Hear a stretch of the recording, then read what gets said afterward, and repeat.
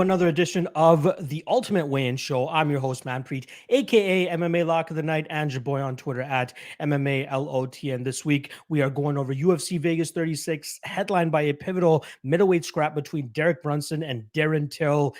This is a must-win situation for Darren Till, in my opinion. So I'm very much looking forward to seeing how he approaches this fight and if he is able to come out victorious. Now, I did tease throughout the week that we're going to be having a pretty big / banger of Ultimate Weigh-In Show, and I'm glad that I was able to deliver for you guys once again. You guys have been hounding me since UFC 264 to get this man back on, and you guys obviously know you guys can follow him over on his IG and his Twitter, and obviously he has the ESPN MMA betting show as well that he does on their YouTubes. But he is always ever so gracious with his time to come out on here and come on a measly little channel like mine to break down some fights. So I just want to bring in our first guest. First and foremost, we got my guy James Krause. James, how's it going, brother?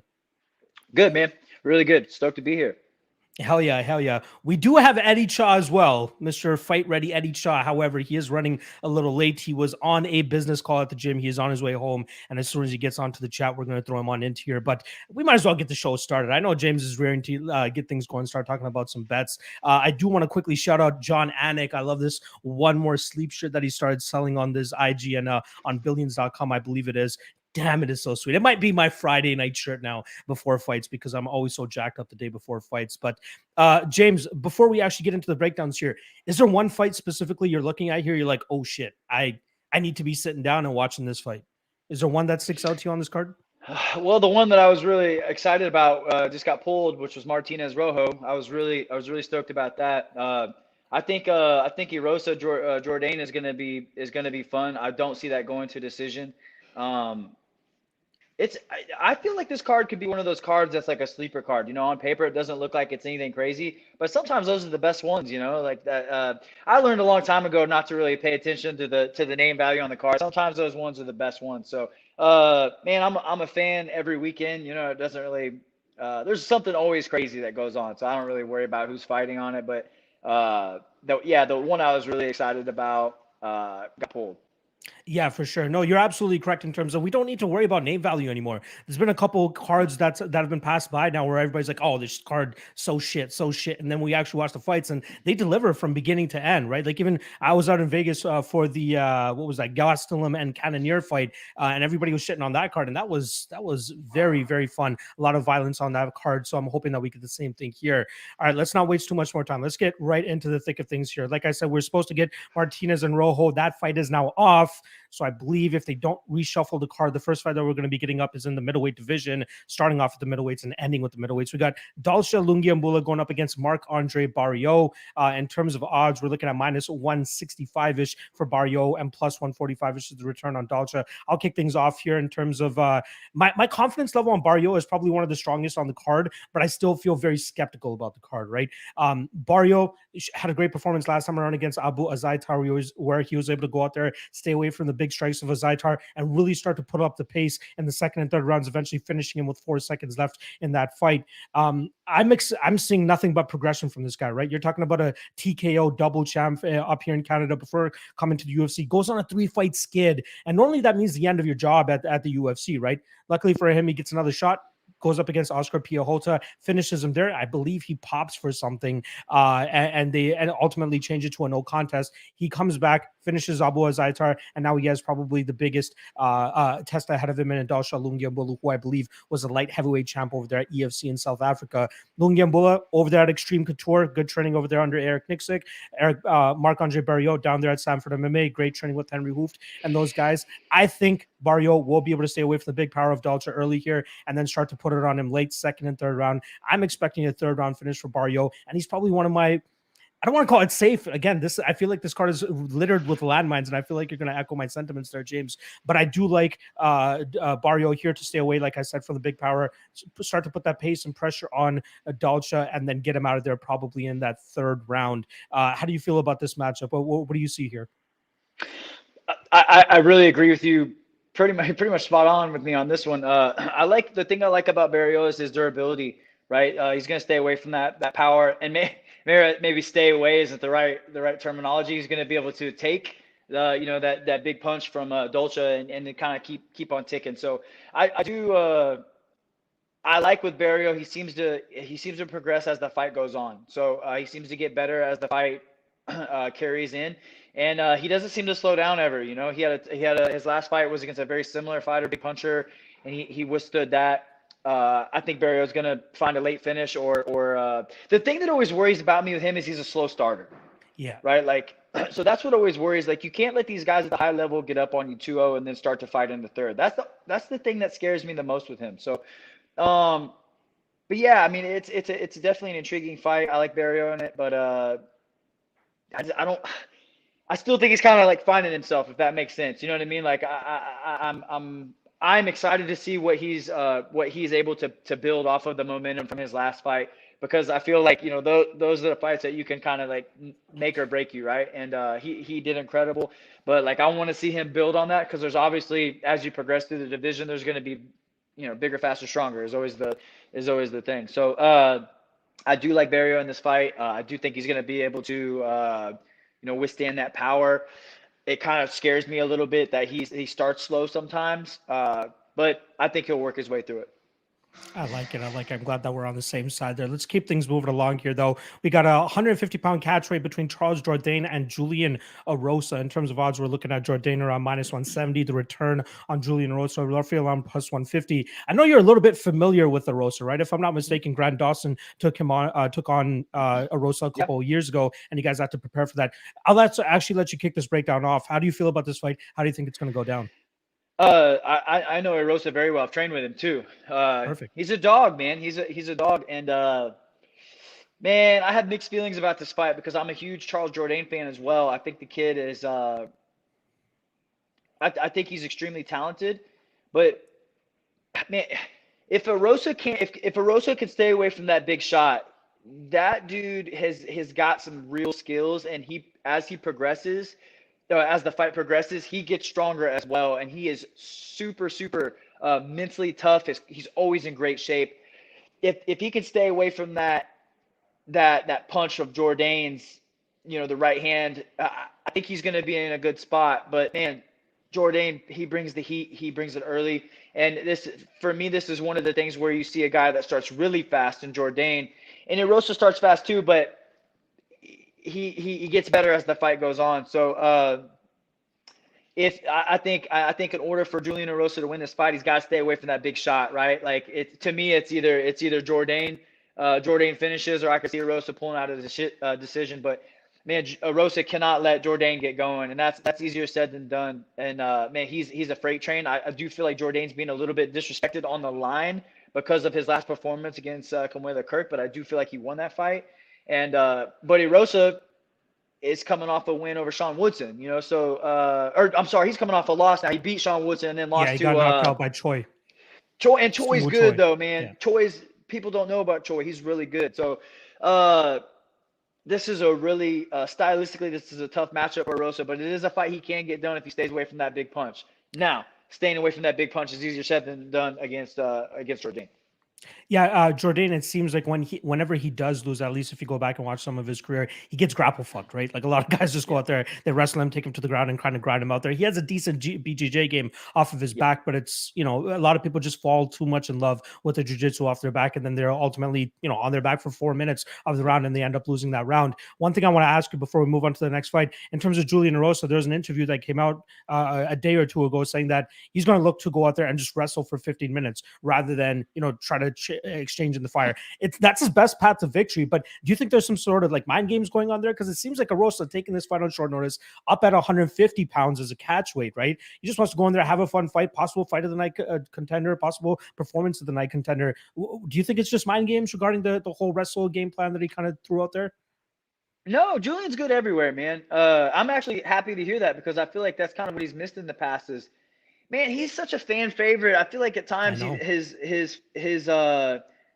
I feel like he does what the fans want rather than what he needs to do to win at times. You know what I mean? And I do think he needs to wrestle to win this fight, you know, like, and that doesn't mean he has to just wrestle, but like, I do think he needs to mix his wrestling in and keep Jourdain guessing, you know? So I hope that's not just mind games. I really hope that he can. And for sure, Erosa is going to have the cardio to do it. He doesn't get tired, man. He's a cardio freak. So, man, Official I really prediction is going to be Erosa here. No, man, Jourdain's a Okay. really tough matchup for him. You know, he's a really tough matchup for him. I like Julian Erosa a lot, man. I think this is a tough matchup for him. But I love Julian's style. I have a lot of respect for him because of what he's done. He never turns down fights. He fights the toughest guys in the division. He's been cut from the UFC once or twice and said, hey, you know, fuck it, I'll fight this guy. I'll fight this. What you know what I mean? Like he's a Yeah. fighter's fighter, and I really respect that. I do think Jourdain's a really difficult matchup for him, though.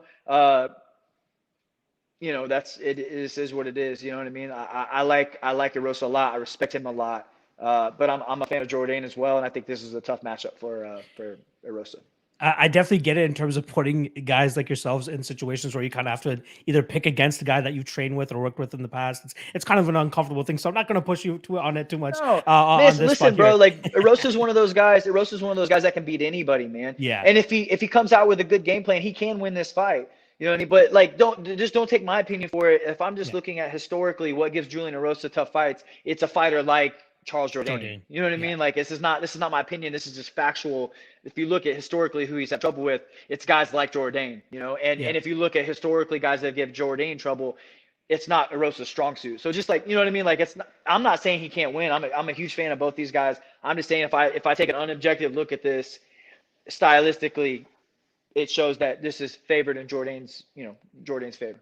I like it. I like it. I will give a quick breakdown of this as well too. I do like Jourdain in this spot. I do think he ends up finding that punch. The one thing I'm a fan of Julian Erosa as well. The one thing I'm not a fan of though is his striking defense at times. As sometimes it seems like he carries his hands a little bit too low, leaving his chin a little bit too exposed, and sometimes has that tall man defense. Like he is a big dude for this even 145-pound weight class, even though this is at 150 pounds. So I think the catch rate actually helps Mr. Erosa in this matchup, if anything. Great. And you're right on the head in terms of the amount of experience that Julian Erosa has, right? 2.5 times the amount of experience that Jourdain has in the professional MMA world. And he actually went out there and competed against Paddy Pimblett, who obviously we're going to talk about a little bit later, at the pretty much at the peak of that Paddy Pimblett hype when he was coming up on the Cage Warrior scene. I believe Pimblett beat him over a 5-round decision in that fight. But again, very interesting fight there. But again, I think the bane of Erosa's game always is that striking defense. And I think unfortunately Jourdain's going to be able to catch him with something here. I think we spoke about it earlier. The under 2.5, the fight doesn't go to decision is probably a very good look in this spot, unless Erosa actually sticks by his word and goes out there and tries to grapple fuck Jourdain for the majority of 15 minutes, because I don't think that Jourdain will have much off of his back in that situation. So I think the line's a little bit wide. I would rather take Jourdain by KO, which I think is roughly around that plus 110, plus 115-ish line. I like that a little bit more rather than just taking Jourdain money line here, as I do think you might as well get more juice for your squeeze, and not to mention all of Jourdain's wins by KO or finish. So there's got to be something to that as well. All right, let's move on to the next fight here. We got Jack Shore going up against Ludovic Sholinian, and I'm hoping that Eddie Charles is going to be able to jump in here before we get to the end of this, because I would love to hear what he has to say about Jack Shore, considering that in Jack Shore's last fight, he went up against a fight-ready guy and a Hunter Azure. I really like Jack Shore, man. I think this guy is the shit. I think he has a ton of potential. 26 years old, 14-0, a ton of finishes on his record. I believe 12 out of his 14 wins, all coming by finish. He is not a lay-in prayer. He is a grappler, but he's not a lay-in prayer. Goes out there and looks for the finish from pretty much any position that he's at on the ground. Half guard, side control, full mount, back control, whatever it is. He's looking to get the hooks in, or he's going to just start pummeling down some ground and pound in this situation. I think it's a tough task to ask Ludovic Sholinian, who's coming off the Ultimate Fighter from this most recent season, to come in and try to pull off the upset, especially on short notice here. And Sholinian, if you watch most of his footage and his tape, the guy's a grappler himself. When he finds success in his fights, just like he did against Vince Cashero back in LFA, he was able to go out there and grapple fucking have a ton of success, getting the fight to the ground and just staying on top and controlling. I just think he's going to be out-grappled in this situation by Shore. I know a lot of people kind of look down on like UK and Welsh wrestling for some reason, but like when you have guys like Jack Shore and Brett Johns, albeit he did end up losing to Danny Sabatello back in Bellator a couple months ago, I do think that Jack Shore but bro, Sabatello is good. As a beast. Just don't know who he is yet. He's good. No, absolutely, I agree. I remember watching one of his fights. He was fighting some guy from I want to say Mike Graves. I could be off on that, but he was fighting for Titan FC, and he had a really good performance, and that's what he stuck out to me with Danny Sabatello. But with Jack Shore here, again, I think he gets the takedowns. I think he eventually finds the finish, man. Second round. I'm not sure how much you know about Sholinian in this spot, but let me know what your thoughts are on Jack Shore, what you think about the kid, and how you actually think he ends up getting this done, if you think he actually wins. Yeah, so whenever I look at betting on MMA, like I don't bet on anything other than MMA because it's the only sport I know and I know it really well. There's sometimes where I bet on fighters to lose, like X person, like I just don't believe in this person, Okay. and I think they're gonna lose against just about anybody they fight. There are guys that I bet on to win. Like it doesn't really matter. I don't really take a good look at who they're fighting. Obviously, if they're fighting somebody high level, you got to take a closer look at. For me, Jack Shore is a high level fighter that's not quite fighting at the high level. He's obviously at the high level, but there's levels within the UFC, right? He just he hasn't had the fights yet to show how good he really is. So for me, it doesn't really matter who he's fighting because I think he belongs in that top echelon of the division, and I think he's really good. And if if if if he's not fighting somebody like in the top 15, the chances of him winning are probably pretty good. I think I'm really high on Jack Shore. I think he's really good, and I know Ludwig a little bit, not a ton, but you pretty much already said this. His style is grappling, and there's just not very many people that are going to go out grapple Jack Shore in that division, and I'm really big on Jack Shore. I think he's going to win this fight convincingly. I think he's going to finish. I think he's very good. Perfect. That's kind of what I was hoping for to see is like, okay, we know that he's going to win, but do you think it gets extended or do you think it finished? You said that it finishes, so I'm glad to hear that as well. Actually, before we move on to the next fight, I did see a question in the chat here that I do want to pose to you as well. Yeah. You had a pretty damn good performance last time around against Claudio Silva. When are you coming back to the cage? You going to fight or what? I don't know, man. Yeah. I don't know. I don't have a good answer for that. I'm not going to tell anybody that I'm retired or anything like that, just because it's not really my style. But uh, I don't know the answer. I'm on the road. Like I think I'm on the road. I have Omaha. I think I'm on the road for like the next 11 weeks, man. Like Shit. it's not realistic for me to take a fight with the schedule that I'm carrying right now. And to be honest with you, there's not very many guys that they could give me right now that would entice me to want to fight again. There was three things that I wanted. There's three things that I wanted whenever I said, hey, like I don't want to, I'm good with where I'm at. The first one was I wanted to go out on a win, right? So like I wanted to retire on a win. I wanted to retire on a win in the UFC, and I wanted to be like, hey, guys, like I'm done with you, not you're done with me. I don't want to go 0-3 and then say, hey, James, like, Time to we hang it got up. younger. Yeah. So I wanted to go out on a win. I wanted to be able to tell the UFC when I'm done, not the other way around, and I wanted to create some financial freedom. As of right now, as it sits right now, I've done all three of those things. If I never fight again, I'm 100% good with it. But I'm not going to tell you that I'm not going to fight again because if they offered me enough money to fight tomorrow, I will. So there's just not very many names that's going to get me back to that grind, man. Like I'm in here. I really enjoy coaching. It's my passion. It's where my heart is. It's something I'm extremely passionate about. Something I'm better at than fighting, and that's where I want to go. That's where I'm segueing into, obviously. But I'm not saying I'm retired by any means, just because who knows what'll happen. But as of right now, like I have, if I did have the desire to fight, I don't have the time. But I really don't have the desire to fight at this moment. That could change though.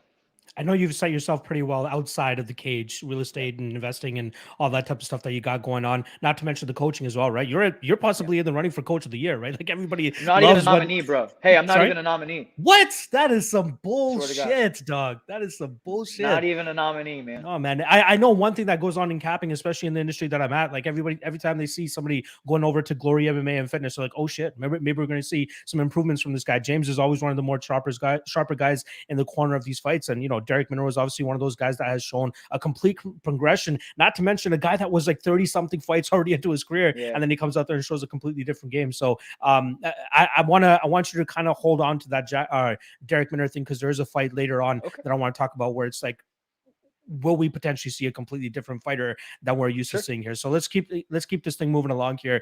Next up, we got Ji Yoon Kim going up against Molly McCann. In terms of odds, we're looking at pretty much a pick 'em here, -105, -110 on either side here. I'll let you kick this one off though. How do you feel about this matchup? Closest fight on the card, at least on paper. But who Yeah. do you think ends up getting their hand raised here? I think obviously I think they're very similarly matched, and that's obvious within the line. But I do think where the biggest skill set differential would be Molly's wrestling. I think I could see her finding takedowns and winning rounds, banking rounds. I like her durability. Molly's extremely durable. She's got no problem getting hit and hitting back. I think she's gonna pull away with this fight. I think she'll use her wrestling a little bit and find a way. She's scrambly. She seems to come in shape. Her boxing's good. She's extremely durable. She doesn't have a lot of holes. You know what I mean? And I think stylistically she matches up really well here. And I think she's the superior wrestler. I mean, this is obviously a pick'em fight for a reason. So, but nobody wants to hear me say like, oh, I'm 50-50. So I'm gonna go. I'm gonna lean towards Molly on this one. Exactly. We want you on one side of the fence, not both sides, James. We definitely want you on one side. I'm actually going to go on the opposite side here. I do like Kim, but this is more so potential based than actual things that we've seen inside the cage. From what I've heard, she is endlessly drilling takedown defense over there at Syndicate MMA. And I love the fact that she's actually changed up camps and gone over there with John Wood and really trying to change her career around. She's a big woman at this 125-pound division, 10-inch reach advantage, 3-inch height advantage that she's going to have in this fight as well. And I think that she'll do a decent enough job in terms of stuffing the takedowns of Molly and then getting her hands going after that, really sticking out that jab and trying to maintain the distance. Molly McCann, I believe, is one of those fighters that was a striker turned wrestler. And now, I think she'll have to lean on her striking a little bit more, as I don't think she'll be super successful in terms of, landing the takedowns here on Kim. And, a lot of people are kind of giving Kim some shit because she was making Antonina Shevchenko look like a Nurmagomedov.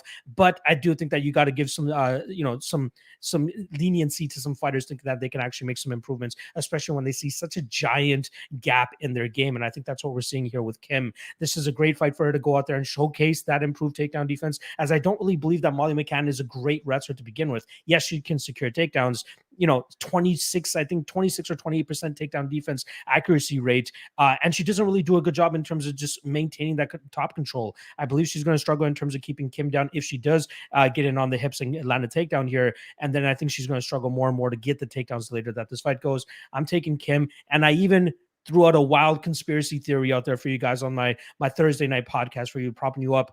Kim via KO plus 1160. No. Plus 1160, James.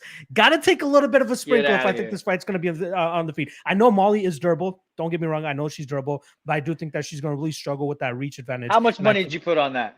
It's not a sprinkle. It's like $50, James. $100. Just give me your money. Give me your money. Give me your money.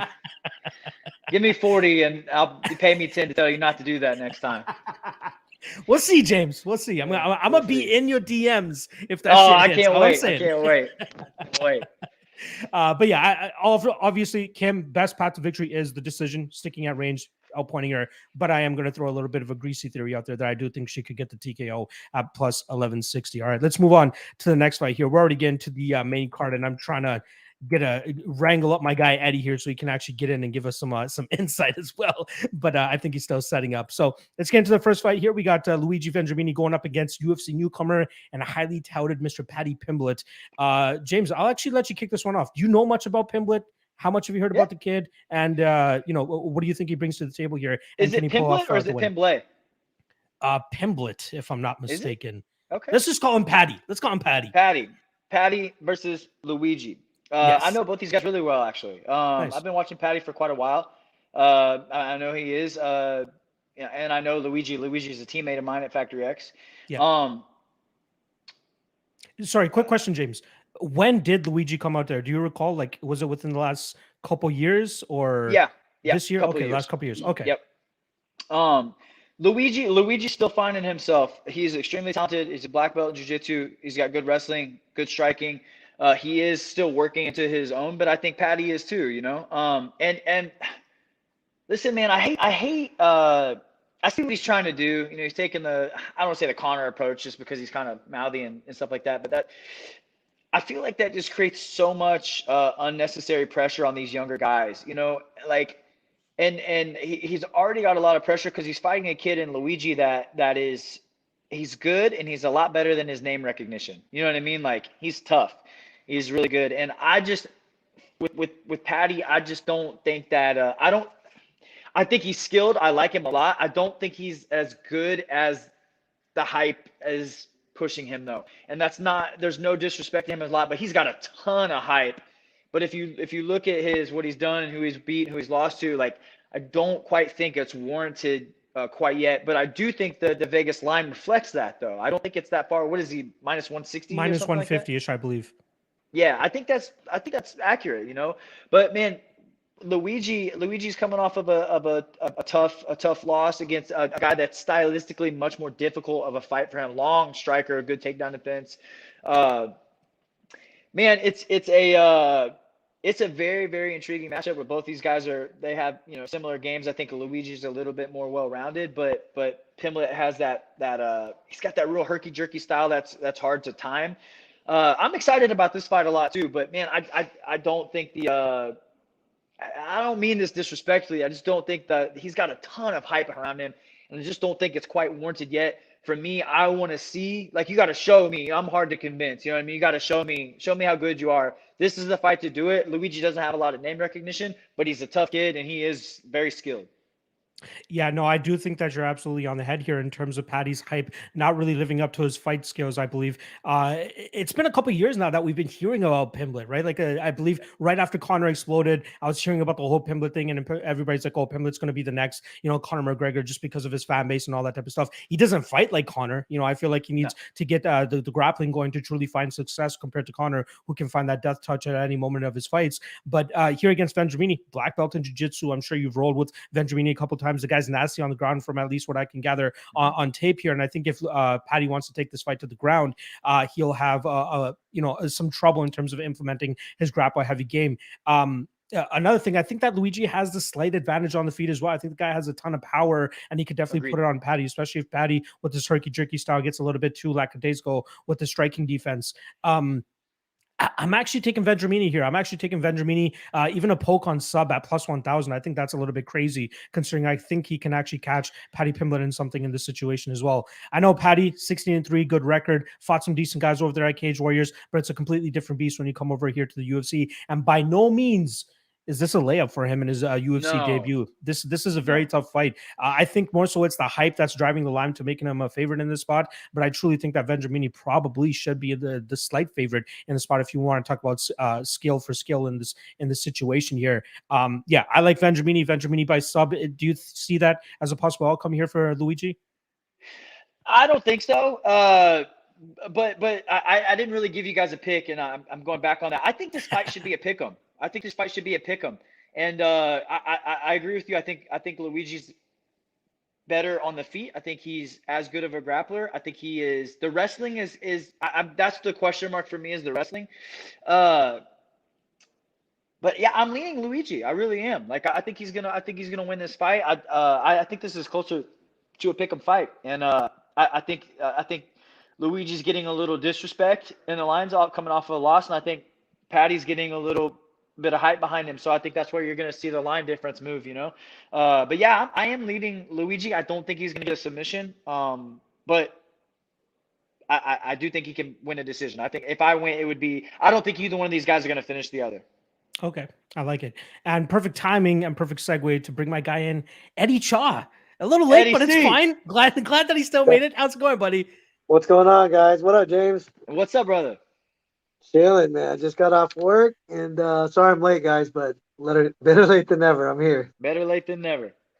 Yeah, exactly. I'm glad that you made it still, Eddie. I do appreciate you carving out the time here on this Friday night to join us to break down these fights. Do you have any thoughts regarding the Pimblett and Vendramini fight that we got here? What do you know about Pimblett, and how successful do you think he's going to be in the UFC?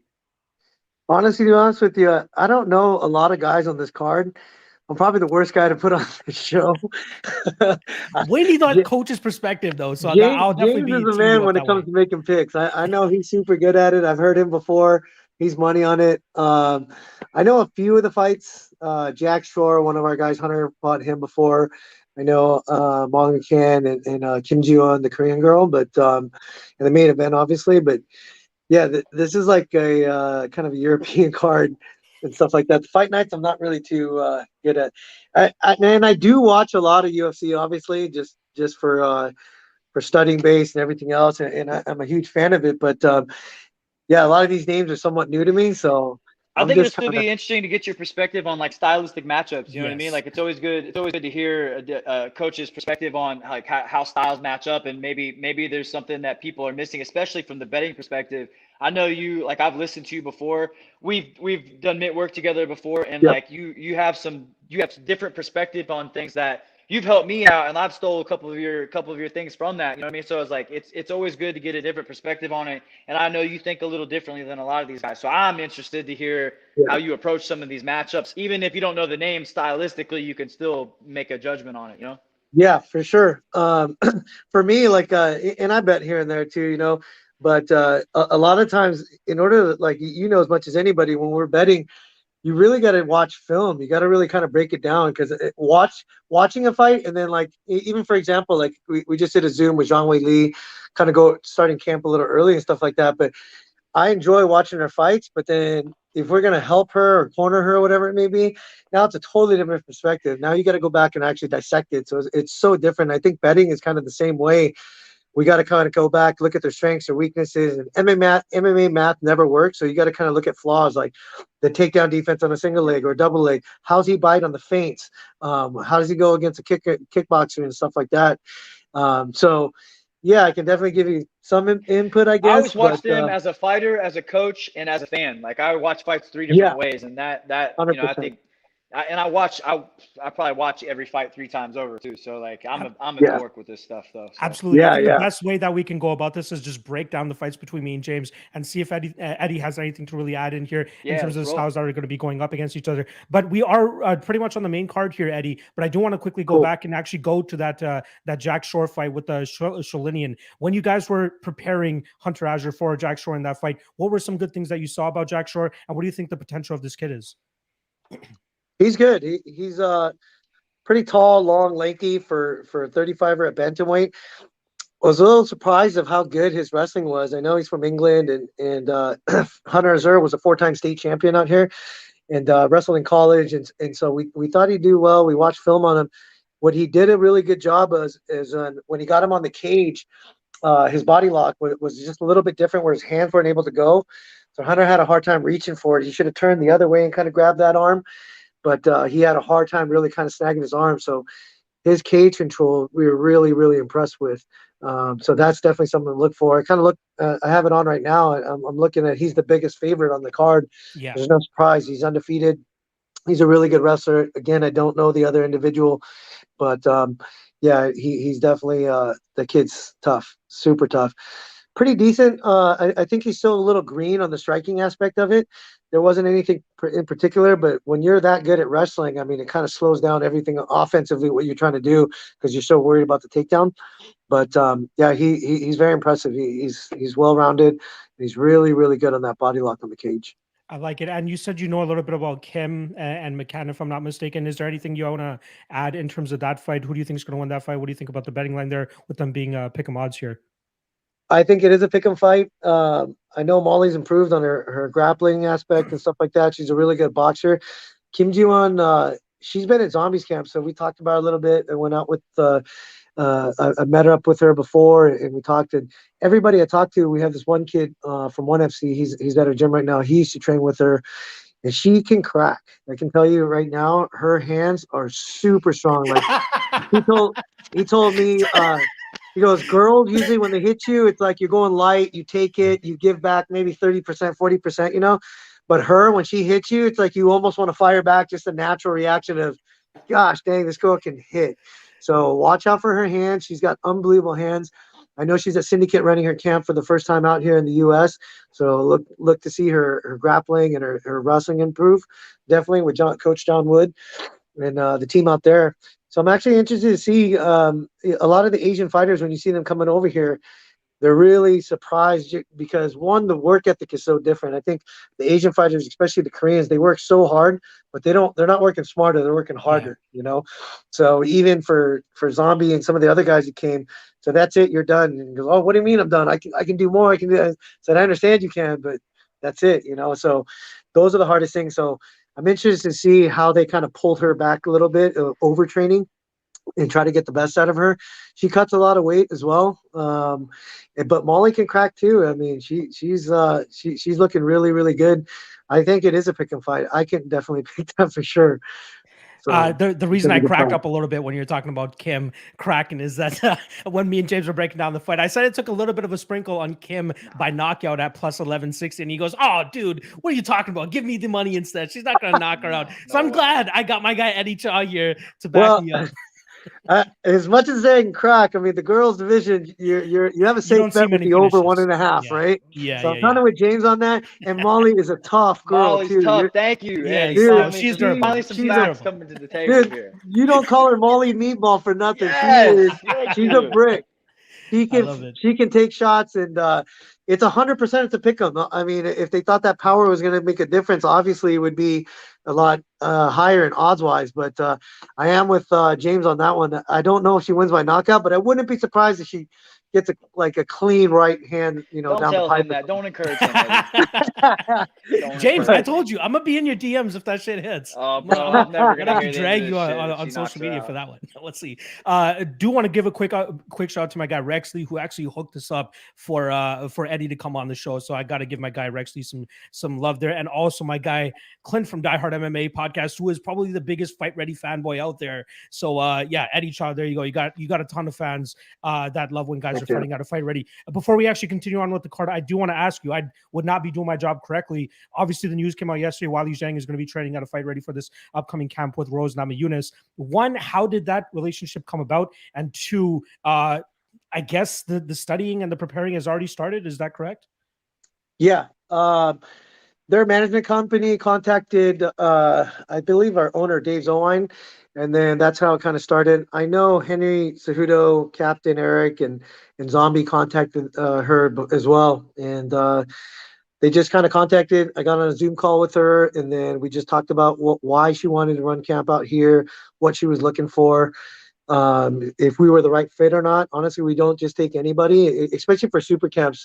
When our owner Dave gets involved, he spends a ton of money on sparring partners and just all sorts of stuff, just a situation that we do on recovery and stuff like that, the CVAC and so forth. And so he wanted to kind of bring the right people aboard. And he said, if it doesn't fit for you, we'll find a gym or right gym for you. But that's pretty much how the conversation started. And then she said, no, we're looking to run camp out with you guys. So Captain Eric and I said, you're coming in I think she comes September 11th or something like that. We wanted her to come out 10 weeks early. She said she wanted to come out 4 weeks. Oh, wow. We met in the middle around 7. And I think she had a couple prior engagements, some filming or something like that. And so this is the earliest we could potentially get her. And as you know too, James, like 7-8 weeks, you're not really going to learn much. We're really just not trying to change her style or anything like that. We're going to put in a couple stuff. We're going to put together a proper game plan and so forth. And, we're super excited to have her. Perfect. And last question, then we'll move on with the predictions here. One thing I always see when people change camps is, and a lot of analysts kind of use this, they're like, oh, they're in the room with this guy. They're in the room with that guy. The big thing about this Wally Zhang thing is like, everybody's like, oh, she's going to be training with Henry Cejudo, the Pitbull brothers, the Korean Zombie and all that type of stuff. Can you kind of like pinpoint, the types of people and fighters that she's going to be working with for this camp? Or is that too early? Well, right now, since Captain Eric's here, I know he's supposed to be in the corner for Bukauskas. He has a fight coming up. Patrici Pitbull is supposed to fight. They're both title eliminators, which are big. So we figure we just run all the camps out here. So the biggest thing is visa issues right now. Yeah. We don't know if they can come back. Zombie just came and got some stem cells put in, so he's going to come back in about a month. If he's able to train, he's going to come back just to kind of check out the camp. He's also interested in too, with all these camps going all at once. Yeah, I think it's more of a stressful and a headache than anything. We have Eric Anders, our boy, coming back in about 3 weeks to run camp again, and we have a Contender Series. We have Bellator with Henry Krause. We just have so many fights coming up. It's more stressful than anything. Yeah, I can see it on your face, brother. Especially 5-round fights. I mean, there's so much work to be done. You just need a lot of manpower. On top of that, we have a whole team to take care of, and so we're kind of stretching ourselves out thin. I don't personally like to do all that, but it is a title shot, and it is a big fight, so I'm definitely excited to be a part of it. But it's mostly a lot of work. For sure. James, I'm actually going to ask you this question and then we'll get into predictions, I promise. I'm very interested in this gym conversation. How do you guys kind of like keep your level-headedness when you have so many guys that want to come and train at your gym and want to get that experience of, you know, training under James Krause, Eddie Tron stuff? James, I'll actually start off with you. Eddie has already kind of explained it. So James, how do you kind of deal with that?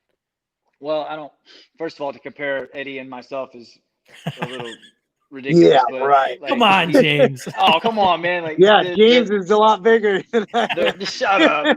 The roster that he has out there trumps mine tenfold. You get the former world champions want to come train with you. I get people that are 0-2 in the UFC saying, "Hey, come fix my shit."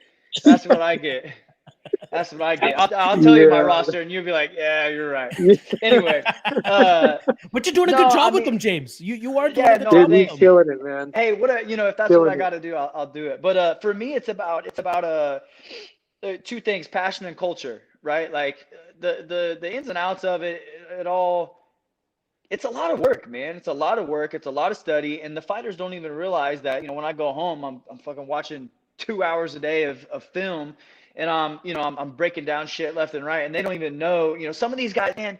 I don't know if Eddie's got any, but like some of these guys, you can't even tell them. Like I have two guys that I can't really even tell them the like what's going on. I just have to like drill it into their head to where they can't fuck it up, no matter. You know what I mean? Like, because if you tell them, they get so one-track minded. It's more of a detriment than it is anything. So like you can't even tell them what you're working on. You gotta like. Just drill.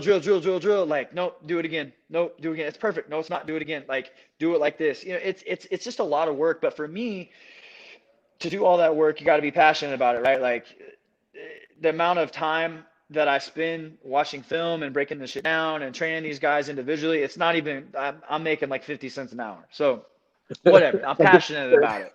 You know what I mean? I'm passionate about it. And but culture, like when you bring in other guys. Eddie already said this, but like, you can't just bring anybody in. That's how the whole beef with me and Joaquin Buckley started. It's because I told him he wasn't a good fit for my gym, and I said it super respectfully. He got mouthy with me, and then the trailer park in me came out, and that's how that got all started. You know what I mean? So, but you got to protect your culture, man, because not everybody is a good fit, and I think the culture, which I'm only speaking for myself here, and from what I've seen at Fight Ready, I'm pretty sure it's the same. But like, you got to have people that fit your culture, because there's a certain synergy that goes on in that room. And if you put somebody in there that threatens that synergy or threatens that culture, your learning curve drops, right? Synergy is a real thing. I don't give a shit what anybody says. It's a real thing. And if you put somebody in there, you put like an X factor in there, it can tear the synergy up to where 1 + 1, normally it's 2, maybe at Fight Ready, it's 50. And if you put a bad person in there, it could drop it to 38. And you don't want that. You know what I mean? Like you can't have that. You have to protect that culture and that synergy. And you got to have everybody on the same page so we can keep the learning curve dropping, going 1 + 1 is 50, 60, 100, whatever. And that's a real thing. That's how I view it anyway. And I am very, very protective of my culture. I'm very protective of the people that come in and train. You have to be a good fit for my gym, or I can't coach you. You know what I mean? Like, it doesn't even make sense for me. And that's my answer to the question. But like, I don't take anybody on, just anybody on. And to be honest, we talked about this a second ago, but like, I like the guys that are desperate and they're going to lose if they, you know what I mean? Like, cause they're desperate. They're like, fuck it, help me. You know what I mean? Like whatever. And the bigger guys, the bigger names tend to like, I do it like this, that I get that, I like to do this. I don't give a fuck what you like. If you don't like what I do, go the fuck somewhere else. Yeah. You know what I mean? Like, and I'm protective of that. I don't give a shit. I don't care who you are or how big you are. Like, I want it done this way. And that's how it is. The way that I've done it, I have 16 guys in the UFC, or 14 or whatever the fuck the number is, out of some, I'm in Lee Summit, Missouri. People don't move here for the fucking weather. You know what I mean? Like, what I'm doing, what we are doing, what we are doing as a gym is working. And I protect that with extreme caution. I like it. Eddie, is there anything you want to add to that, or he pretty much nailed it? No, he hit it on the button, but I will say this. The only reason I do agree 100%. We're making like 50 cents an hour, but James doesn't need the money. This guy is probably the top entrepreneur in the game. I kid you not. Like, he's killing it, man. I know he's killing it over there. He is more than killing it. I think more than most people know. So I'm super happy for you, dude. Like, I even heard your podcast with, I heard all your stuff with Jason and with Eric Anders too that you had on and stuff. It's super insightful. So if you guys haven't heard it, you got to hear him talk about wealth. That's all I'm Thanks, gonna man. say. Guy Thank you, kills bro. it. Super Thank killing you. it, man. No, that's great. So, It's awesome that fighters can make some good money with the UFC, but then when you have a guy like James who is able to kind of parlay that into other things so that he can have that financial freedom, so that he can coach for 50 cents an hour and he can do, go out there and fight and have his training camp, but know that his family's secured. That's awesome. All right, let's get back on track here, though. We got 4 fights left. I don't want to hold you guys up for too much longer. Next up, we got Khalil Rountree against Modestas Bukauskas. We're just talking about this, James, in terms of guys that kind of wanted to like change up their game. Khalil Rountree famously going over there to Tiger Muay Thai, changing up his game, turning into Tai Leo, as a lot of people called him, after he whooped on Eric Anders for about 15 minutes, and then comes out there and loses to Ion Cutelaba, then loses to Marcin Prachnio after that. And we don't really see that aura that a lot of people thought he had coming off that Eric Anders fight. Yeah.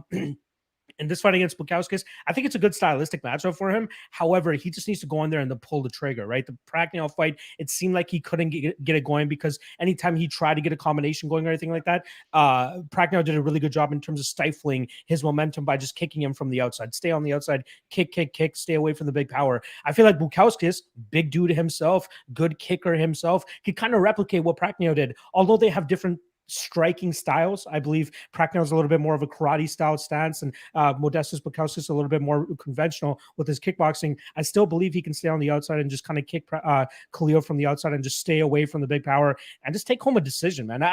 This is the one fight where I don't feel super comfortable in terms of my read. But after running all the tape, after doing all the research, I'm still stumped about it. I come out on the other side with Bukauskas thinking that he knows that his job is on the line, right? Another 0-2 guy coming off a loss to Jimmy Crute last time around. He needs to go in there. He needs to save his job. He needs to get the win here. Now that's either go balls to the wall and try to knock out Khalil, or stay super disciplined, stay on the outside and outpoint Khalil, as we've seen a lot of fighters do in the past. I think Bukauskas will be able to do that, stay on the outside. But I got to say, my guy John brought this up last night. Round 1, plus 500 for Khalil Rountree to win in round 1. That's a lot of his win equity there, right? Like that's usually his best path to victory because he has a ton of power. So it's worth a little bit of a sprinkle there. Ultimately, though, like I said, I do think Bukauskas survives that early onslaught and then goes on to win a decision in this fight. What do you feel about this fight, James? How do you see it going?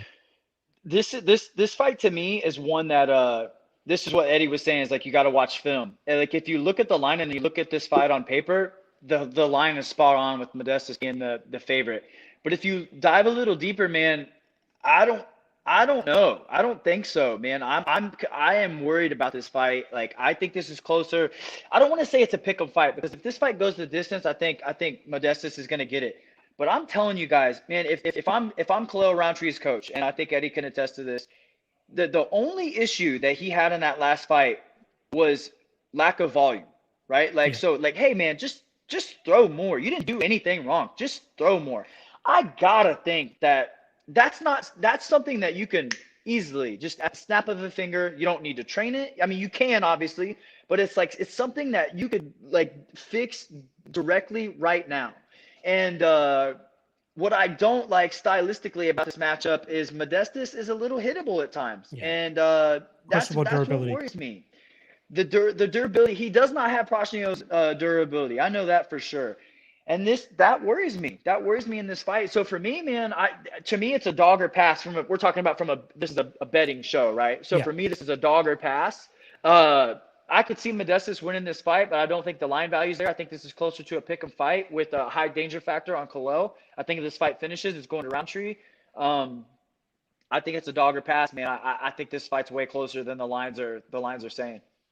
So Eddie, like James pretty much broke down, right? Like it seems like Khalil's problem in his last fight was to go out there and actually throw strikes, right? Like you can't win a fight if you're not throwing strikes, and it feels like he needs to do that here against a guy like Bukauskas. But how do you drill that into a guy's head to be like, dude, like this is how you made your name? Where's the holdup? Look at that performance you had against Eric Anders. I mean, good. Let's try to bring that back out to you. Obviously, Eric Anders, Modestas Bukauskas, completely different opponents here. But what do you say to a guy like Khalil?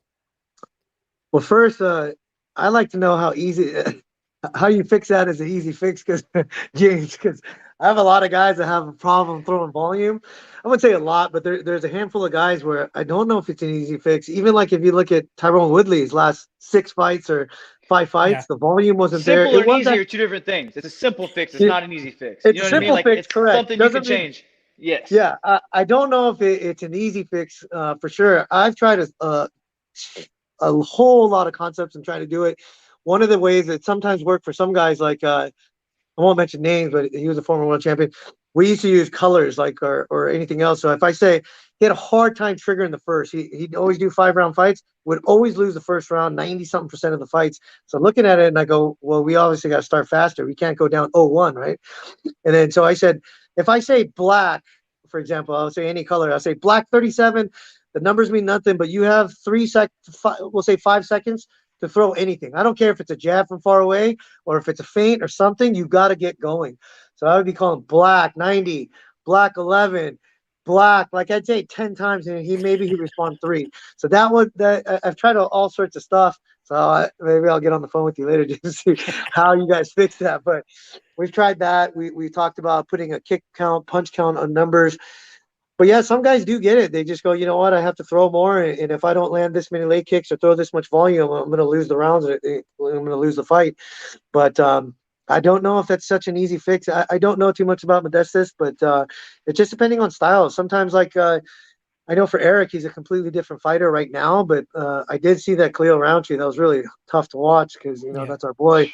But he was getting that leg just chop, chop, chop. But just depending on the movement of a guy, sometimes you just can't get going. It also depends if you're a rhythm fighter. I need my rhythm to get going. I need this kind of feints, and I need a guy to move this way. I know guys that fight really well in the pocket, and then once they start running, they can't do anything about it. They can't chase them. They're not patient enough. One thing for like even Henry Cejudo versus Dominic Cruz. Dominic is the matador. Henry would always be the bull. I remember our coach Santino would always say, we can't fight like a bull. We got to be doing like this. So I kind of structured his game plan. Say, you know what? We need to be patient. And then especially his style of kind of rope-a-doping and moving the upper body, you cannot hit that kind of a style. Bobby Green, same way. All those guys, you got to smoke your hands or feint them and then go to the leg or body. And so our goal was 7 kicks around. When I had Cannonier, same thing with Anderson Silva. We're not going for punches to the head until later on. We're looking to take the body. We're looking to take the leg. Be patient, and eventually we'll chop it down. And so someone like a Khalil Rountree, especially a Muay Thai base, I'm not a huge fan of that. I'm a huge fan of Muay Thai. That's how I kind of grew up. But as far as stance and everything else, I'm not a fan of for MMA. I don't think it fits properly. I think he'll have a hard time with chasing with the movement. And that's probably why I didn't get to see all of Khalil's fights. But it might be why his punch count volume kind of went down a little bit, It's kind of easy to stunt that kind of a style, so to speak. And so you got to be really, really good at it. But yeah, if James says if value's low, the value's low. There's some value to Khalil. I'm going to agree with him.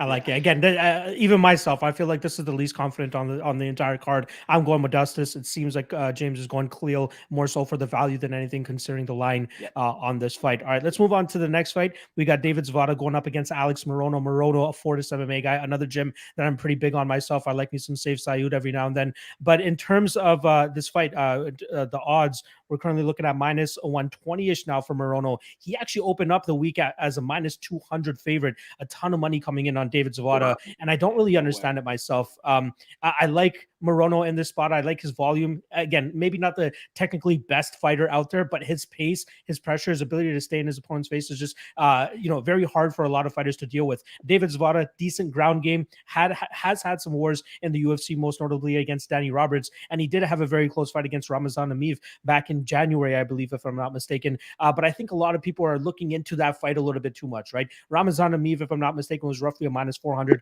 minus 500 favorite, just as he is in pretty much in every single one of his fights. But if you watch Ameev's fights, you know that he goes out there and always has a close fight with his opponent, no matter if he should blow them out of the water or not. He always fights close to his competition. And Zawada got a split. He lost a split in that fight. And I think a lot of people are putting a lot of stock into that fight. But I think this is going to be completely different.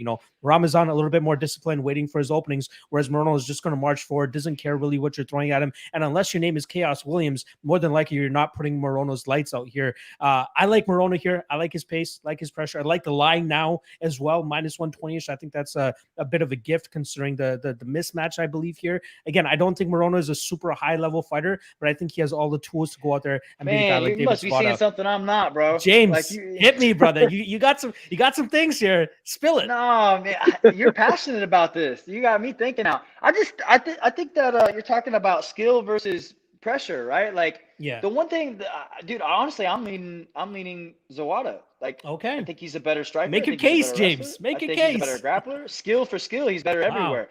The one thing I don't like is I don't like his ability to deal with pressure. What's Alex Morono good at? Pressure, right? Yeah. So, but like I think his level of competition is just like I'm just trying to figure out what you're Morono's or seeing here that Zawada? I'm missing. What's that? Zawada. Zawada's level of competition. Yeah. Like, I mean, bro, it's way better than Morono's. Like, Morono's biggest win is against Cowboy, right? Am I missing Yeah, he something? knocked him out last time. Yeah, back in May. I mean, okay, who's his next biggest win? Oof. There Not isn't. many. Like Max 3 out of Griffin, last maybe. 4. And I like Morono a lot, but like, dude, going to a split and like, Amid is good, bro. Amid is really good, and I don't think that fight was a split decision. I do agree with you. Amid fights down a little bit to the level of his competition, but man, I just don't see it, man. I think Zawada's the better here, and I want to lean him on that. I think he's a bigger, more physical, powerful. I think he's better skill for skill in every aspect of the game.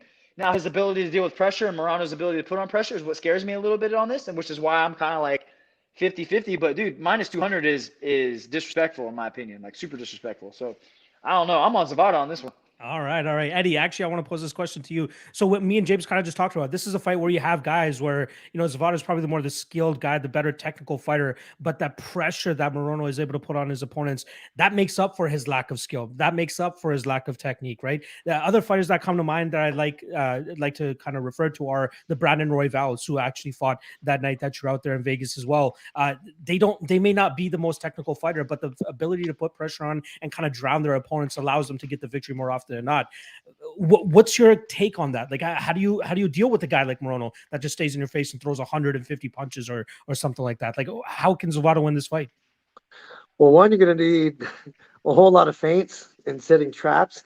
But I am with James on that. Pressure is great, but with pressure, it has to come with something. It has to come with takedowns. It has to come with, all sorts of combination. If he has a high volume of punch count, you're able to set traps on guys like that. I don't know how great of a counter fighter David is, but I mean, just because you pressure me doesn't really mean much. If I can angle off, feint, set traps, I almost kind of entice somebody to keep coming forward, so you can actually sit and counter all day.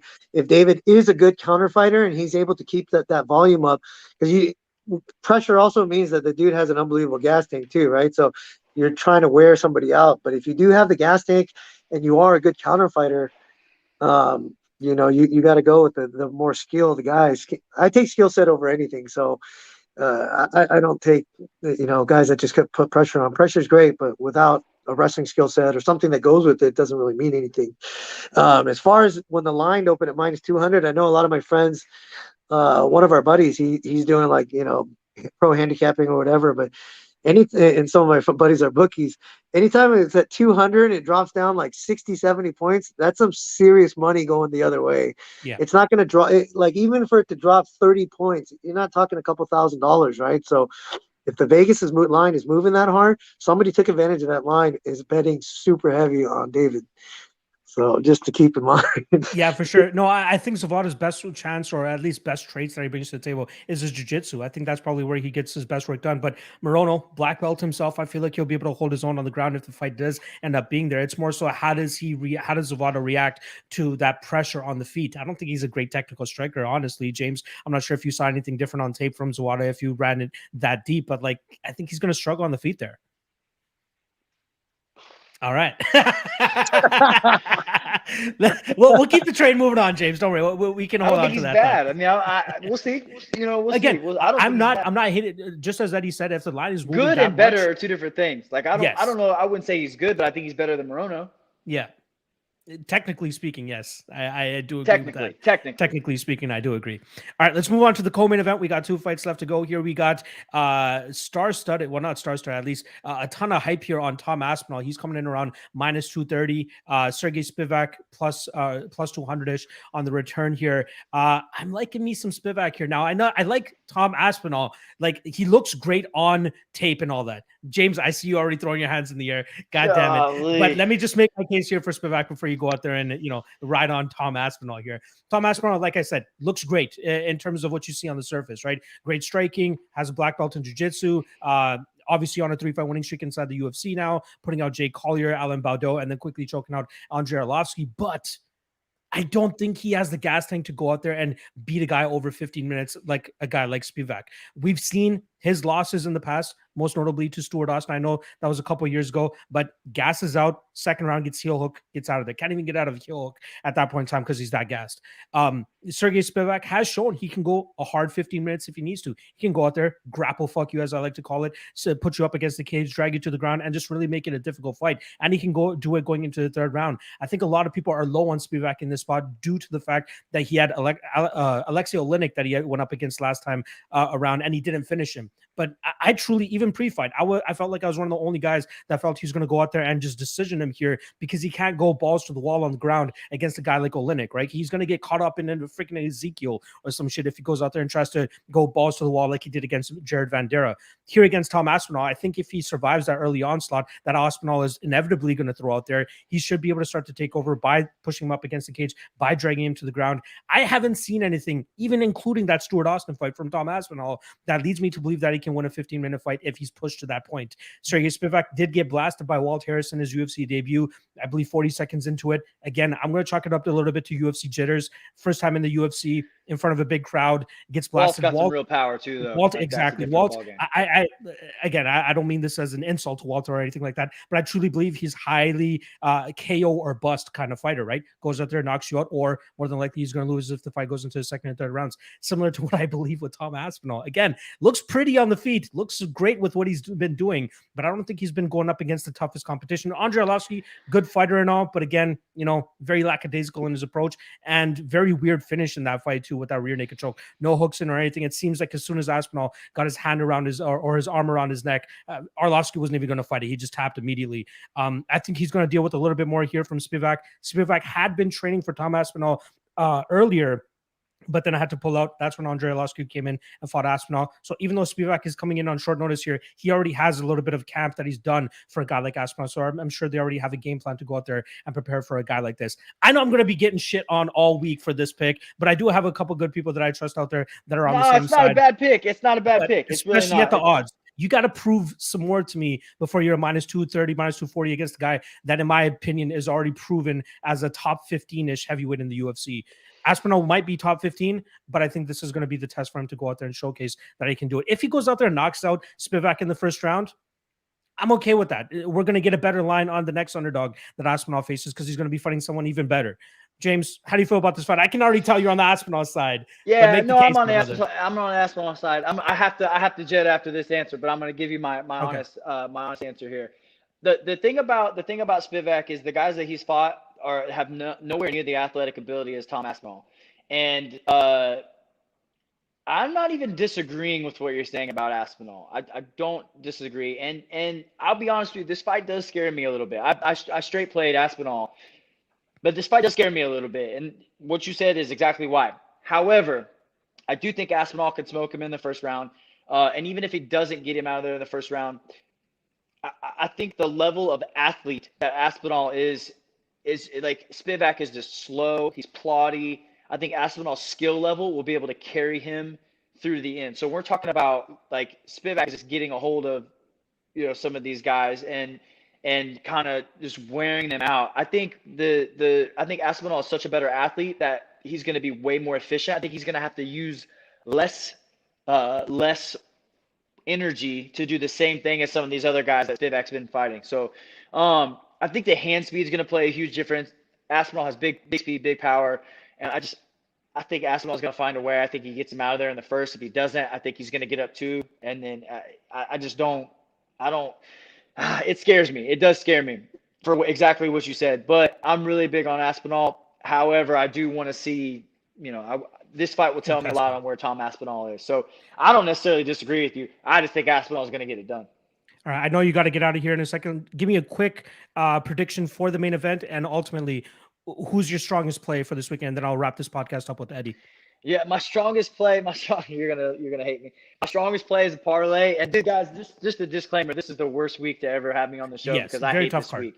Very tough. It's a really tough card to make work. I parlayed Aspinall and Jack Shore. It's at like minus 150. Man, but I've been on a streak lately. I've been murking it. So I think I did LFA last week. I think I went like 19 for 19 on plays. Good shit. So it was the best. Last week was the best betting week I've ever had in the history of me betting. So damn, James. Yeah. Anyway, but I put Shore and Aspinall in a parlay, and I don't love it though. You know what I mean? There's not one fight on this card where I'm just in love with it. Last week I was in love with Dustin Jacoby. Yeah. I think I tripled down on it. Same. Stylistically, Jacoby. Eddie's familiar with Stewart as well a little bit, I'm sure. It's a nightmare for Darren Stewart. Loved that fight. The second it was announced, I'm like, how much money can I put on this fight? There's nothing on this card that I love though. So main event. This is I kind of broke this down on our best bets show, but the Till loses fights by one way and one way only, and Eddie Child knows how to fix it. It's lack of volume. Right. So like if you look at his losses, if you look at the Whitaker fight, if you look at the Gastelum fight, if you look at there's one more I'm missing. Even the Woodley fight to a certain extent, right? Didn't throw any strikes in the first round. Wonder Boy, it's not even like he's losing. Like the Wonder Boy fight, I can't even say he lost that fight because it was so damn boring. Nobody did anything for 25 minutes. Like, okay, you lost on the decision, but nobody even got hit. They didn't do anything. What I love about this fight is we're gonna see Darren Till's best work, and I'll tell you why. It's because Brunson is gonna make him fight. Brunson is gonna be right here the whole time. He's gonna wrestle. He's gonna grapple, and I do like Till in this fight. He's got good hips. He stops the takedown really well. And I love that Brunson's going to make him fight. And I think guys that get made to fight, some of them do a lot better. I think Darren Till falls right into this category. And guys that press him, and make him throw, that's when his best work comes out.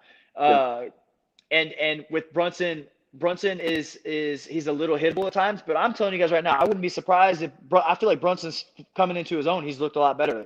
I'm leaning Till on this, just because I think Brunson's going to force him to be active. But this one is a tough one to pick as well, man. This is really tough. I'm leaning Till. I played Till, but I wouldn't be surprised if Brunson finds a way to win. Method of victory, do you think he knocks him out, or do you think this goes to a decision? I think he'll get Brunson out of there if Till wins. I like it. All right, James, you can head on out of here. Is there anything you want to plug on the way out here? Later, No, man, I appreciate you having me on the show. I'm sorry I got to jet a little early. No worries. I appreciate you coming out, and have a great dinner. I'm assuming that's what you guys are getting set up for right now. Thank you, bro. I appreciate you, man.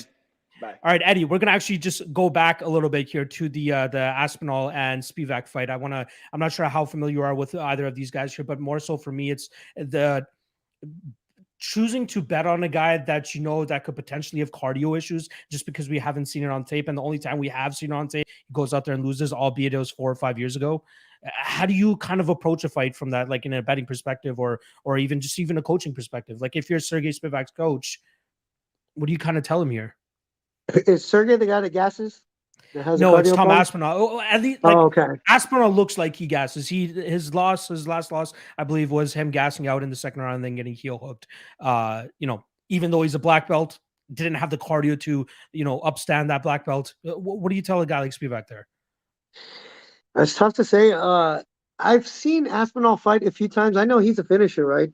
Just kind of looking at his record, got a first round, second round, and so forth. So a lot of times when you're used to getting guys out of there, sometimes you're kind of expecting it. You hurt somebody, you kind of blow your load real quick and things like that. But finishing is a skill set in itself too. I know I have some fighters where, they think they hurt somebody, they get so excited, they go in there. Then you got finisher, really like world-class finishers where they hurt them, they relax, they know they're not going to recover in 20, 30 seconds. Their equilibrium's off. They take their time. They're looking for one shot, pressuring, not getting taken down by throwing all wild. And so I think those are things that you just kind of rep and practice and things like that. But unfortunately, again, I don't know these two as well enough to bet on. I think last week's card was really tough to bet on as That well. was a tough one. Yeah. The LFA fights are a lot easier because we know a lot of the local guys, and Yeah. especially if you know the coaches and stuff. I mean, you know who's literally going to win. I know one of my buddies went 3 for 3, so I followed that parlay. I hate parlays, but then at the same time, when they're minus 300 plus, you got to go 3 guys to just get even money, you know. And so I have been getting accustomed to that a little bit, but I do like betting straight up. I promise, Eddie, next time I bring you on this, we're gonna have a card where you know every fucking money on the card. It's got to be a review card for you, for yourself to hear, because I want to get you. I wanted to get you to feel comfortable in this type of space, right? To talk about bets and fights, but you know, you can only do so much if you don't know too much about the fighters. Yeah, no, and I apologize. I knew I was coming on the show a little like a week in advance, or probably longer than that. But it's been so busy with work and stuff like that. And then, like James was saying, we watch so much film when we get home. Like the minute I got home, now I'll probably eat, shower, and play with the dogs a little bit. But then you got to call. After that, back to watching film again. Breaking it down. We have, I think, 4 or 5 fights coming up right now. So we're always trying to. Am I missing something? Am I looking something? Then we watch the film of all the sparring rounds that we do. We record those. So those, that in itself is already a couple hours and stuff like that. And then I don't watch it once. I'm kind of like James. I'm a nerd. I'll rewind it, look at it, rewind that piece. Why did I don't look at when he got punched. How did he get set up to get punched and kicked? Where was the takedown? When is he breathing heavy? What was his heart rate variability? All these little things and equations that that taking our time. So I am not prepared for this thing. I actually looked at the card and I go, oh crap. But the really, as far as like betting structure, I know some of my friends, like I talked about, that are real pros at this, that they do this for a living. They're literally putting in hours. Trust me, Eddie. It's like a yourself, huge right? grind. Just like I've seen a lot of similarities between like coaches and gamblers who at least take it as seriously as guys like myself. We grind tape. Like you have to really know what you put your money on, what you're investing in. It's not just, oh, I see these guys are 2 big favorites, let me just parlay them together and I'll probably make some money. No, you're gonna find a spot. Like a couple weeks ago, we had Rafian Stotts against Magomedov, right? Magomedov, huge favorite. Stotts has all the chops to go out there and beat a guy like that, but you wouldn't know that unless you watch the tape and see that the plus 400 is actually worth it on a guy like Rafian Stotts. So don't worry, Eddie. I know you're gonna have a ton more spots on here that we can get you to talk about some fights that you actually know the fighters. But luckily for us, the main event, which we're gonna get onto the next year, and I'll let you go within the next 10 minutes or so. Derek Brunson versus Darren Till. I'm sure you know enough about these guys to give us a little bit of a take. How do you feel this fight's going to go down? Who do you think ends up getting a win? And then ultimately, what do you think about the betting line as well? We got Till right now, I believe. Where's the odds here? Minus 160, minus 160, minus 170 on Darren Till. Yeah, that one I do know. Lucky for us, but I've been going back and forth with it. To be honest with you, I thought they ought to be a little bit more even and stuff like that. Especially Derek Brunson's been on a tear ever since he's been to Sanford MMA with Coach Henry Hoof. I think they've finally got kind of a good click. I thought against Shabazian, that was a great victory. But I think people don't take into consideration this is a fight night, which is in the Apex Center, the smaller cage. Even for Zombie, that was the first time that he ever fought in Vegas, and then the first time was actually in the Apex Center. But he was like, "This is so small," and I go, "I told you." I go, "This is a cage like we've literally been training in." He goes, "Oh, this is awesome. This is great." But you're talking about 170 guys that look like 85ers. It's a small cage. I mean, you run like a 1 level change feint, you're going to back up all the way to that black line, the 3-foot line. So, but Darren Till does have great takedown defense. And I do agree with James that he's going to come forward and try to make you fight. If you do that left hand of Till's is pretty nasty. So I keep going back and forth with them. But for me, a lot of times I ride momentum, which equals confidence in the new camp that he's found. So with that plus 140 or 130 or whatever it may be, I like Derek Brunson. I mean, like we talked about, that punch count and stuff like that. I don't know if that's an easy fix. I'm gonna have to call James later and talk about that and ask him what the secret is, because I'm gonna be honest with you. Guys get cracked or they get taken down. They get gun shy. You see it all the time. We have a mental coach now that some of the guys been working with, especially Mark Madsen.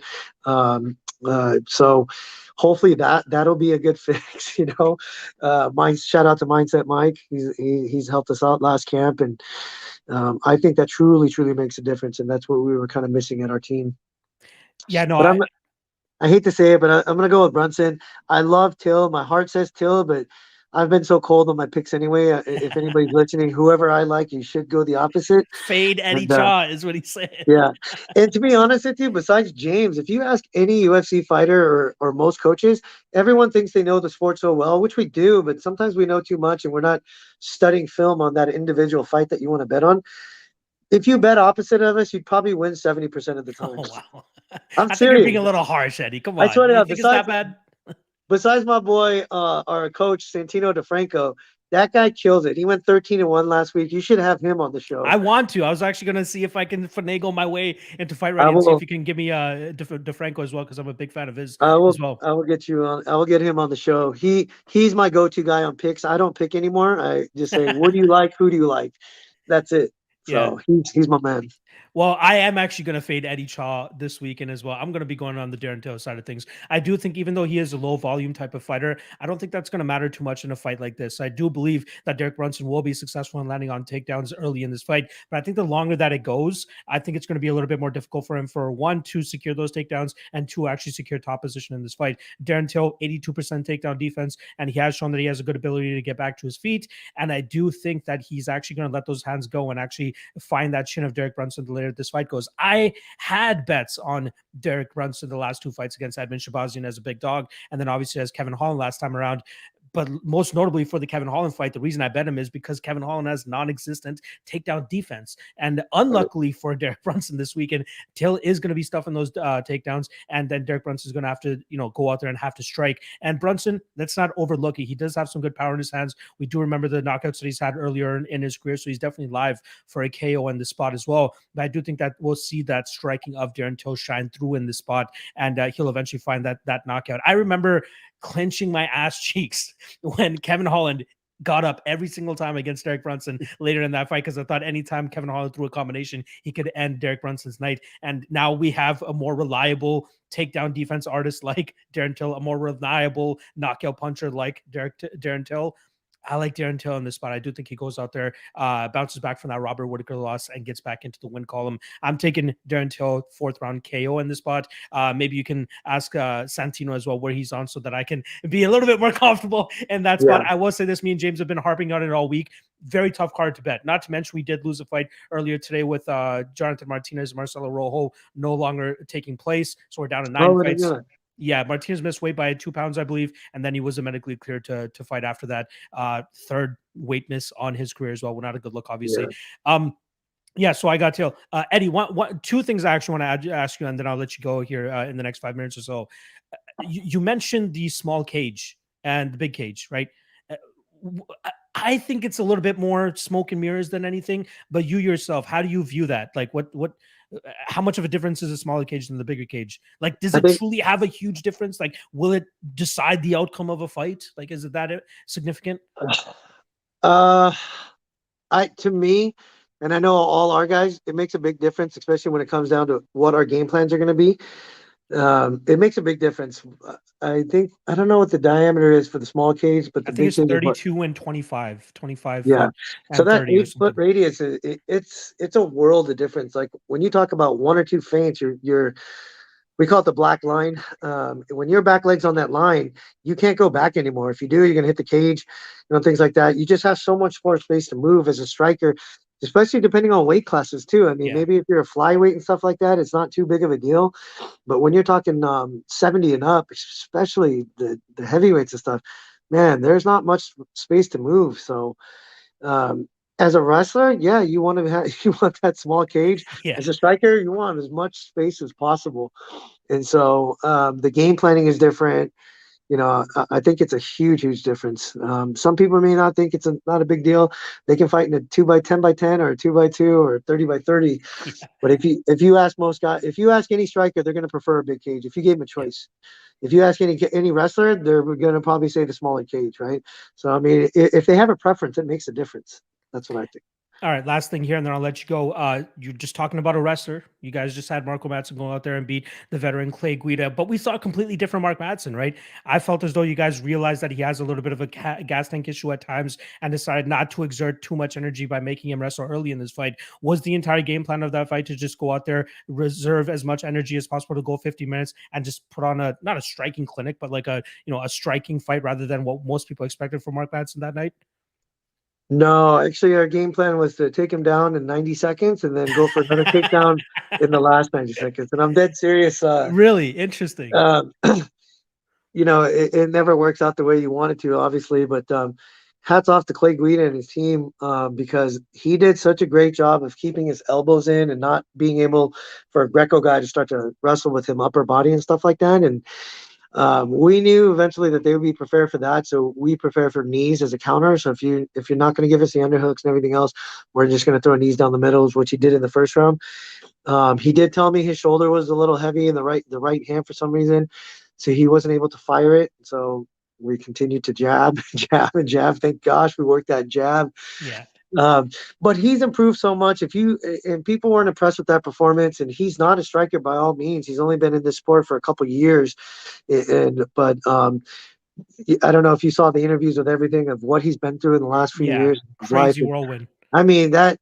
I was at the hotel when he went to weigh-ins, and that I was in tears. And someone was like, "Did you see the interviews?" I go, "No, I haven't seen it." And I think my owner called me. He goes, "You got to watch it." So he sent me the link, and we were literally just wiping our tears. And Mark came back. I hugged him, and he did tell me briefly about his house, and I knew his wife had MS, and and all these things. But the way he described everything he was going through, it was super, super emotional. So that victory, just him being there, was a victory in itself.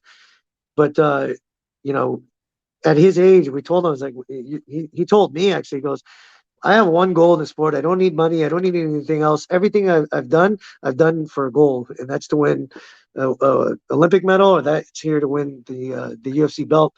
So we have one goal in mind, and so we're going up the ladder, like he already called out Gillespie, and we got another guy. That would be a fucking phenomenal fight, Eddie. Yeah. Apologies for my language here, but as soon as I heard him call him out there, I was like, please, let's book that. I'm not sure if Gillespie will actually take it because it's considered like a lower ranked guy, and Gillespie's trying to look up. So, but I hope that they actually make that together. I promise. Last thing, because I geeked out a little bit over this. Martin Kampmann, I love that dude. Having him over there, was he actually at Fight Ready with you guys, or did he just come through during fight week? How did that work out? He came on fight week. We were in contact with him, and Mark had him on. We have a WhatsApp for the whole team, everybody involved in the camp. So we'll send videos in there. We talk about notes and stuff like that. So Martin was involved in that. He was watching all our rounds, but Martin's the man. What can I say? First time meeting him out there too, but I've been a big fan of him. We got on Zoom. Zombie was a big fan of him, so he's like, "Oh my gosh, Mark Kevin!" And I know everybody geeks over him, man. Yeah, everyone loves him. He was more famous than Mark. And then they sang me "Happy Birthday" in Dutch or Danish, and that was awesome because my birthday was out there.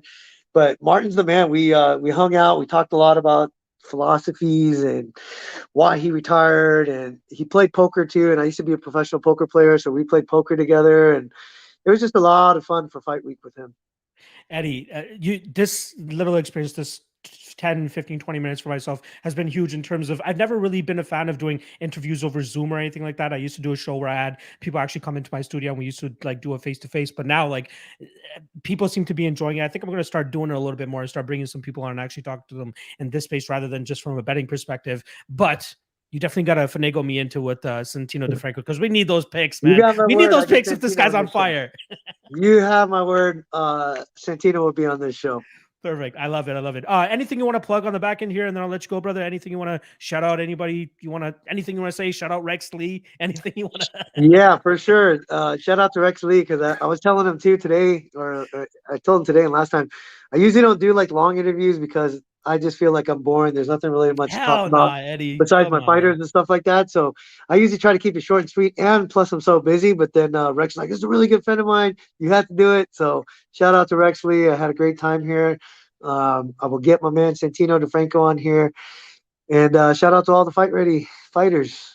That's our home base, and that's it. I know. Thank you for having me on the show. No worries, brother. I know a lot of people are looking forward to having Wali Zhang fight out of your training camp and see what she can do different when she takes on Rose Namajunas. I believe, like you said, that's about 7 weeks away, if I'm not mistaken. Yeah, shout out Eddie Chaw, shout out Fight Ready, shout out all those guys. Eddie, I appreciate you. I will be fading you in the main event, unfortunately. I will be taking Darren Till, not Derek Brunson. I might have changed my mind just because of what you described. That. No, Eddie, come on, stick with it. I All love right, it. Eddie. I love it. I appreciate you coming on, brother. Take it easy, guy.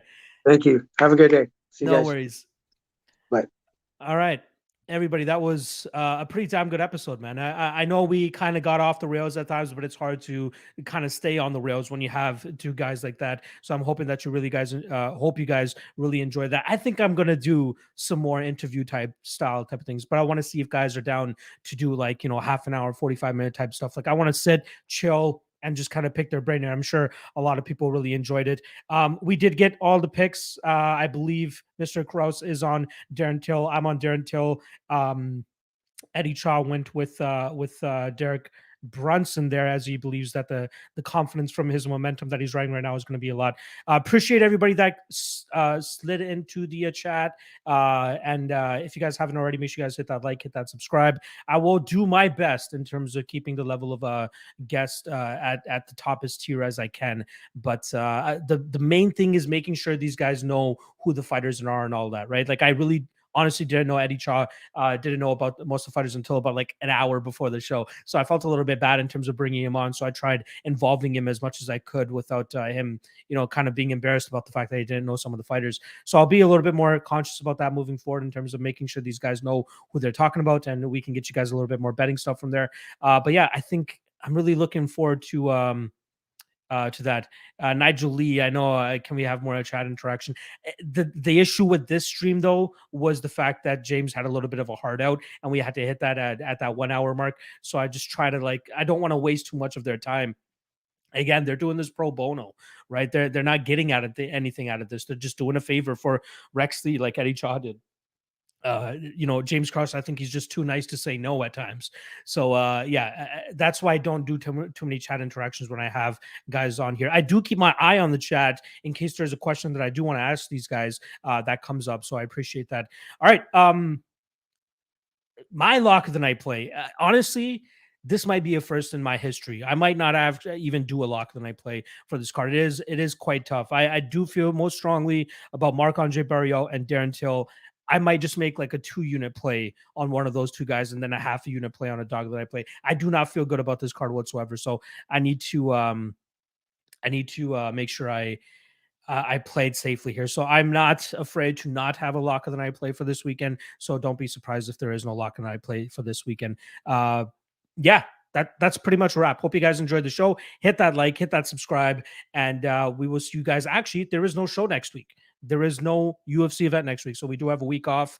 I will be dropping some written breakdowns on the Contender Series fight, so if you guys want to check that out, that's going to be on the Patreon, $5 a month. Link is in the description below. Otherwise, you guys won't be hearing much from me until the following week when we come back, I believe, for Ryan Spann versus Anthony Smith. 15 fights currently scheduled for that, so a ton to get through. So I'm glad that we have a week off in between so that we can take our time getting through that. All right. Appreciate you guys joining the show, checking it out. Hit that like, hit that subscribe, and I will see you guys in roughly 2 weeks or so.